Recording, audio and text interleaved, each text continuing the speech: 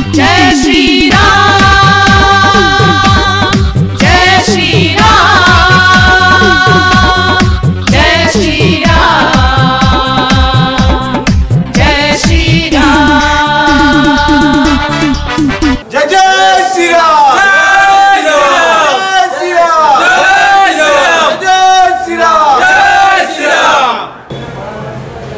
जय श्री राम। আমার নাম মিঠুন নাথ,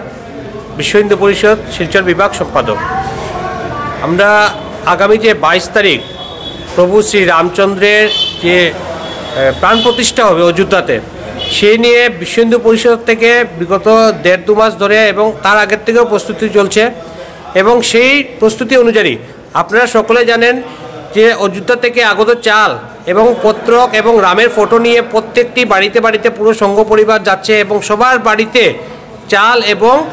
রাম মন্দিরের যে ফটো এগুলো দেওয়ার কাজ ইতিমধ্যে 1 তারিখ থেকে জানুয়ারি শুরু আছে এবং আগামী জানুয়ারি 15 তারিখ পর্যন্ত এই কাজ সম্পন্ন হয়ে যাবে। প্রত্যেকটি হিন্দু বাড়িতে এই চাল এবং রামের মন্দিরের যে ফটো অযোধ্যা থেকে এসে এগুলো সব পৌঁছে দেওয়া হবে। তারপর আগামী 22 তারিখকে সামনে রেখে সমগ্র শিলচর শহরকে পুরা গৈরিকীকরণ করার, পুরা যেভাবে সাজানো অযোধ্যাতে সাজানো হচ্ছে ঠিক সেইভাবে আমরা শিলচর শহরকে সাজিয়ে তোলার আমরা প্রচেষ্টা চালিয়ে যাচ্ছি। শিলচরের এন্ট্রেন্স এবং প্রত্যেকটি জায়গায় গেরুয়া পতাকা দিয়ে সাজানো, শিলচরের যেগুলো স্ট্যাচু আছে যেগুলো নেতাজি সুভাষচন্দ্র বসু, স্বামী বিবেকানন্দ, রবীন্দ্রনাথ ঠাকুর যতগুলো স্ট্যাচু আছে সেই স্ট্যাচুগুলোকে আমরা খুব সুন্দরভাবে সাজানোর আমরা প্রচেষ্টা করছি এবং বিশ্ব হিন্দু পরিষদ এবং বজরং দলের মাধ্যম থেকে আমরা সমগ্র যারা শিলচরবাসী আছেন এবং বিশেষ করে ক্লাব সংস্থা এবং যারা পুজো কমিটি আছেন ওদের কাছে আমরা বিনম্র আবেদন রাখতে চাই যে আপনারা সকলে মিলে আমাদের যে এই প্রয়াস বিশ্ব হিন্দু পরিষদ বা পুরো সংঘ পরিবার যে প্রয়াস করছে সেই প্রয়াসটাকে আপনারা